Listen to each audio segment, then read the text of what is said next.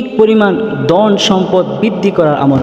রসুল আরবি সাল্লাল্লাহু আলাইহি সাল্লাম বলেন, এমন কিছু দোয়া আল্লাহ রাব্বুল আলামিনের তাসবিহ তালে রয়েছে, যদি কোনো ব্যক্তি ওই তাসবিহ তালি দোয়াগুলো পাঠ করতে থাকে, আল্লাহ রাব্বুল আলামিনের গায়বী খাজানার থেকে ওই ব্যক্তিকে ধন সম্পদ টাকা পয়সা দিয়ে ওই ব্যক্তিকে অধিক পরিমাণ সম্পদের মালিক বানিয়ে দিবেন। প্রিয় নবী রাসূল আকরাম সাল্লাল্লাহু আলাইহি সাল্লাম বলেন, আল্লাহ রাব্বুল আলামিনের সম্মানিত গুণবাচক 99টি নাম আছে। ওই নামের আলাদা আলাদা প্রত্যেকটা নামের ফজিলত রয়েছে।